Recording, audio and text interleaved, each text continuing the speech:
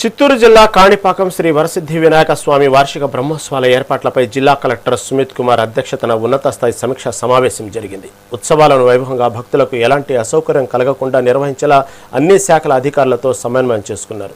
ఈ సమీక్షలో స్థానిక ఎమ్మెల్యే మురళీమోహన్, జిల్లా ఎస్పీ, ఆలయ ఈవో పెంచల కిషోర్, ఆలయ చైర్మన్, పాలక మండలి సభ్యులు మరియు వివిధ విభాగాల అధికారులు పాల్గొన్నారు.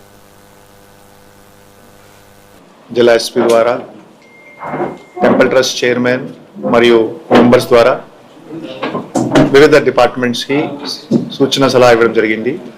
మనమందరూ కలిసి చర్చ చేశాము.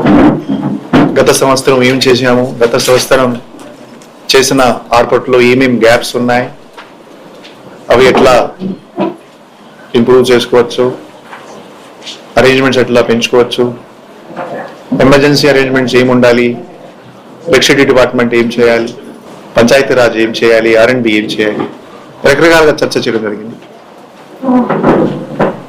చర్చ చేసినప్పుడు ఫ్యూచర్ కోసం ఒక వచ్చే 10 సంవత్సరాల వరకు కూడా ఇప్పటి నుంచి కొన్ని ఏర్పాటు చేయగలిగితే, అంటే ఒక ఫైర్ టెండర్ కొనడం, స్ట్రీట్ లైట్స్ పెట్టడం, కొన్ని డ్రింకింగ్ వాటర్ కోసం పర్మనెంట్ గా 5-6 చోట వాటర్ కూలర్ పెట్టడం, CCTV కెమెరా కొనడం, చాలా చర్చ చేయడం జరిగింది.